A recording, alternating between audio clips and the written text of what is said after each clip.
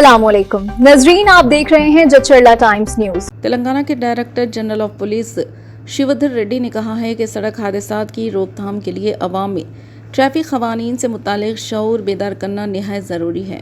वो जुमेरात को जड़चल्ला के चंद्रा गार्डन में पुलिस और महकमे ट्रांसपोर्ट के इश्तराक से मुनक़िदा अराइव अलाइव रोड सेफ्टी आगाही प्रोग्राम से खिताब कर रहे थे। इन्होंने बताया कि 13 से 18 अप्रैल तक जारी इस खुसूसी मुहिम का मकसद आवाम को ट्रैफिक उसूलों की पाबंदी की तरफ राग़िब करना और कीमती इंसानी जानों को ज़ाया होने से बचाना है।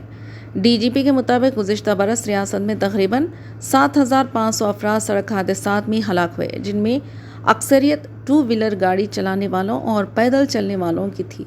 शिवधर रेड्डी ने कहा कि हादसात में जान गंवाने वालों में बड़ी तादाद नौजवानों और मुतवस्सित उम्र के अफराद की है, जो अपने ख़ानदानों का सहारा होते हैं।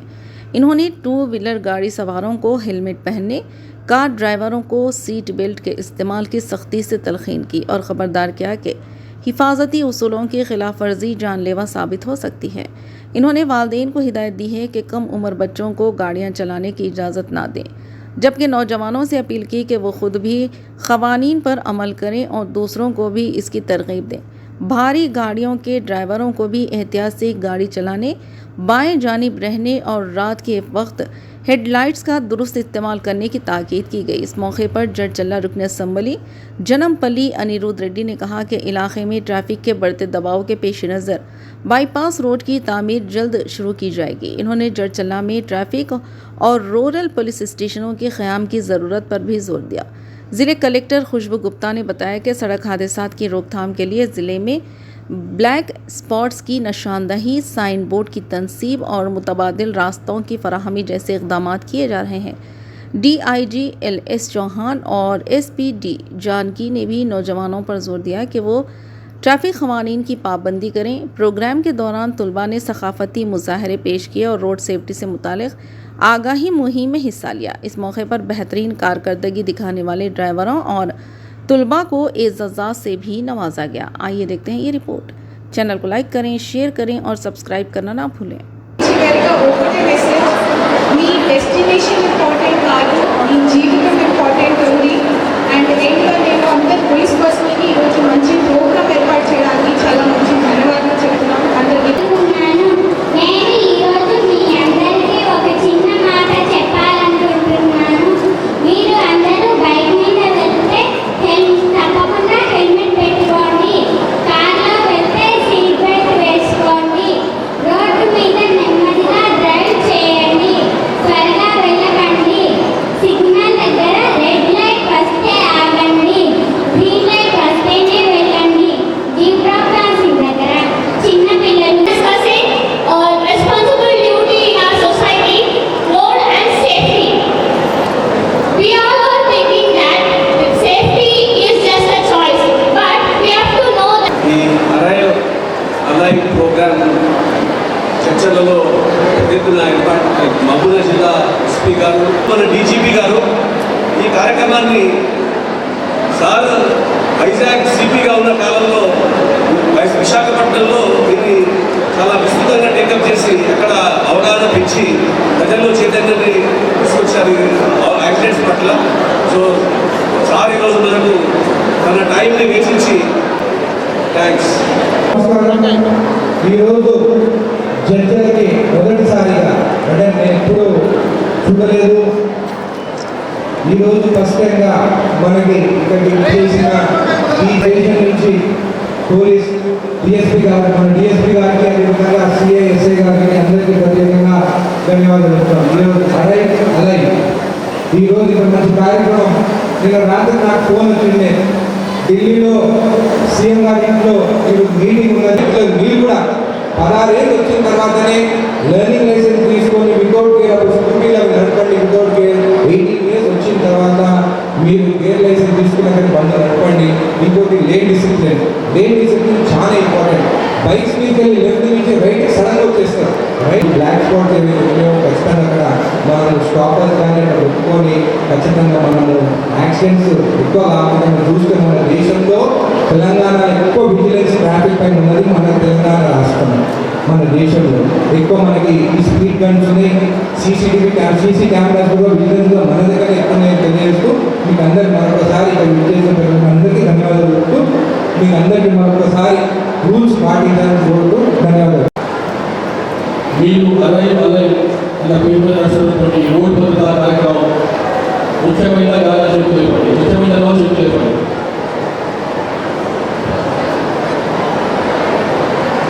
ఇది అవసరం లేదు ప్రోగ్రామ్ వేస్ట్ ప్రోగ్రామ్ చెట్లు లేవు.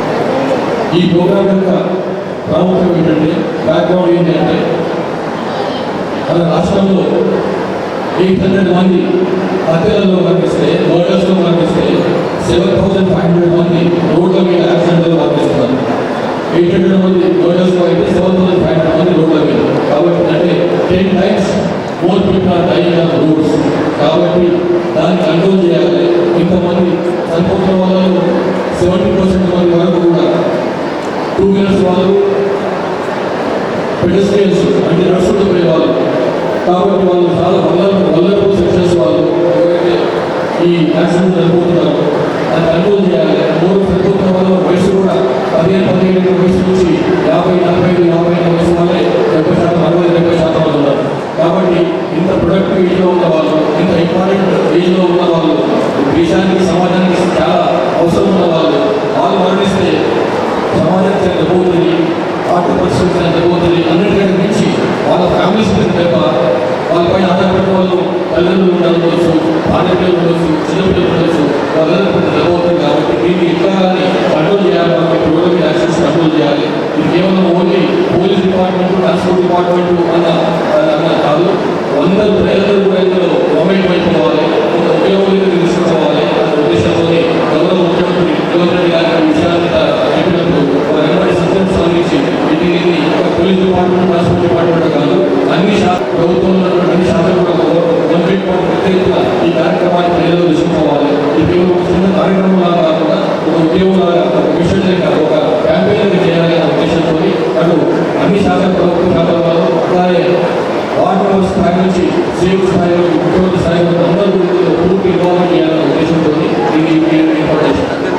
మీరు మనటువంటి యాక్సిడెంట్లో మనం తీసుకురావట్లే రోడ్డు నిర్దేశం రోడ్డు హెల్మెట్ పెట్టుకోవాలని చెప్పాలన్నారు. ఆయన హెల్మెట్ పెట్టుకుంటాం, దాని సింపుల్ విషయం. కానీ ఇంతకు పిల్లలు చెప్పినట్టు అశోక్ పోయింది కాబట్టి హెల్మెట్ పెట్టుకోవడానికి ఇంటికి పెట్టుకోవడానికి ఏం సంబంధం లేదు, అది అర్థం చేసుకోవాలి. అట్లానే దాని స్టాప్ పెట్టుకోకుండా పక్కన తీసుకోకుండా హెల్మెట్ పెట్టిస్తే హెల్మెట్ పెట్టుకోవాలంటే, ఎందుకంటే యాక్సిడెంట్ అయినప్పుడు ముందు ఎగిరిపోయేది హెల్మెట్, నెత్తి మీద ఎగిరిపోయేది హెల్మెట్, తర్వాత తాగా కింద పడుతుంది, ప్రాణం మీద వస్తుంది.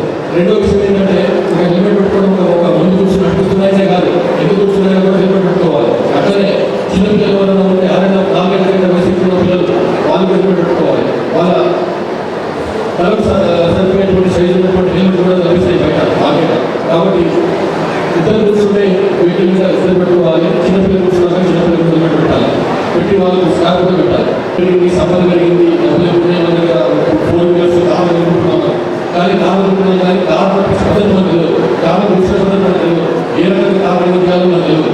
కేవలం కార్లు అన్నట్టు పోలీసులు పోతున్నాం, కానీ దానివల్ల ఎంత ప్రమాదం జరుగుతుంది, ఎంత ప్రమాదం కుటుంబానికి అర్థం చేసుకోలేకపోతున్నాం. కాబట్టి కార్లు కూర్చున్నారంటే తప్పకుండా సీట్ బెల్ట్ పెట్టుకోవాలి. ముందు ఉన్న కూర్చున్నా, ఇంటి కూర్చున్నా కానీ, ఎవరు కూర్చున్నా, ఎంతమంది కూర్చున్నా కానీ సీట్ బెల్ట్ ఏమంటే అది సీట్ బెల్ట్ పెట్టుకోవాల్సిందే. అంతేగాని సీట్ బెల్ట్ పెట్టుకోవడం ప్రయాణం చేస్తే ఏమవుతుంది, సీట్ బెల్ట్కు ఎప్పుడైనా అనుకోకుండా హఠాత్తుగా సంఘటన జరిగితే, యాక్సిడెంట్ జరిగితే ఆ ఎయిర్ బ్యాగ్ మన ముందున్నటువంటి ఎయిర్ బ్యాగ్ తీసుకుంటుంది, పైకి వస్తుంది. పైకి వచ్చినప్పుడు మన తల స్టీల్ పట్టుకోకుండా, మనకు ఉన్నటువంటి క్యాబినెట్ పట్టుకోకుండా మనల్ని కాపాడుతుంది. కానీ సీట్ బెల్ట్ పెట్టుకోకపోతే ఆ ఎయిర్ బ్యాగ్ ఓపెన్ కాదు. సీట్ బెల్ట్ పెట్టుకోవడం చాలా ముఖ్యం. తర్వాత హైవేలో చూసుకుంటే ఆర్ఎస్ఎస్సీ అది ఆల్రెడీ గౌరవ ఇంత పెద్ద ఈ కార్యక్రమాలు చూసి చిన్నపిల్లలు మీ బాధ్యత చాలా ఉంది. ఇంకా కూడా చెప్పినట్టు పూజలకు అవసరం ఉంది. అలాంటి వాళ్ళు